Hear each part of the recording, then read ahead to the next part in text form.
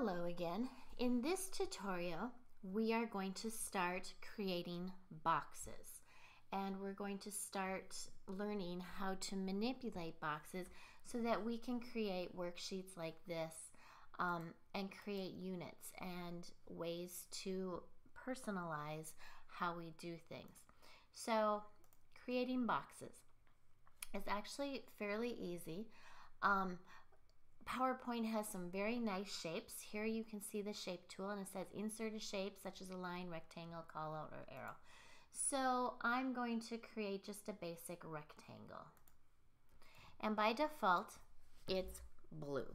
Not the most appealing box that I could create. So, and I don't really want it blue because number one, if I print it out in color, it's going to use a lot of ink. So, and since I'm probably going to send it to the copy shop, it's going to print in black and white. So all this is going to give me is a big black blob. So I'm going to double click on it, and that's going to bring up my format on my toolbar. And you'll see fill and line and effects. By default, notice the shadow right here. Now I'm sure there's a way to get rid of that so that it never shows up, but I'm always too busy to mess with it. So I always just click, go to shadow, and no shadow. Now you can see that that shadow is gone. So, and I really don't want a shadow on my boxes. So the first thing I always do is I take off the shadow. And then I'm going to go to fill. And I'm going to say I want it white, or I can say no fill, up to whatever you choose. So now it's got a nice white background. Okay, I'm going to double click on it again. Then I'm going to go to line, and I just want my line to be black. So a standard black box. But let's make it a little more interesting. So I'm going to make this a fat black box. There, a really dark black box. Click on it again. And I'm going to dash it. So I'm going to put the arrow down, give it a dash. Now I can move this down here, and I could get my text box, and I could type, what is your favorite color? And I can put it in there. So I've already started to create this nice visually, aesthetically pleasing worksheet. So let's create, I'm going to do a circle this time. Let's create a Venn diagram. So it's just going to be a mini Venn diagram. So here's my circle. I'm going to double click on it again. Effects, I'm going to first take off my shadow. So now I have my blue circle. Now I'm going to do my line, and I'm going to do it black. And I'm going to do it a little fatter, but not quite as fat as the other one. Okay, and my fill is just going to be white. Now I'm going to click on this and I'm going to copy it. And on a Mac, it's Control C, Command C. On a Mac, it's Command C. On a Windows, it's Control C, and then Command or Control V. So I can duplicate it.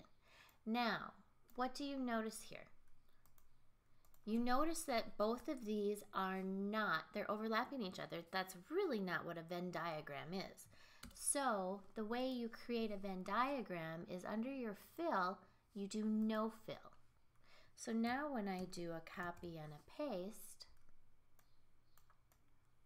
notice this. It looks great. And you can see both. So that is how you create a Venn diagram if you want it to be open. And generally with everything that I do no fill, because then you can see through everything that you're doing. You may also look at, there are pluses and minuses. So I'm just going to take a new slide, and I'm going to make a plus sign. Maybe not. We'll try that again. I can double click on it, do a line, do no fill. And then I could create my rectangles. That's my clock that you're hearing in the background. No fill and align. I'm going to copy and paste it.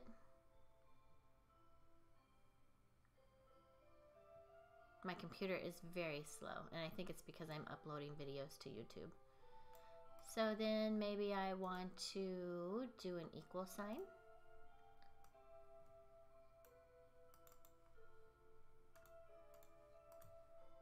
And I should probably, I have a shadow on all of these, I just noticed it. So in order to select, oops, I'll go back here. In order to select all of these, hold down your shift key. And then you can select them all. Double click on one of them. And I usually double click by the line. Go up to shadow, no shadow. And so then I can create my own worksheets. And I can have students fill in, or maybe I want them to do something. It's whatever you want them to do. But this does give you quite a few options. Maybe you want to do arrows. Maybe you want to do different stars, or you want them to look at a scroll if you're teaching social studies. You can combine images to create your own. So this should, maybe I must have gone to, these must be on, there we go. So there's lots of things you can do by creating the different lines and the different shapes.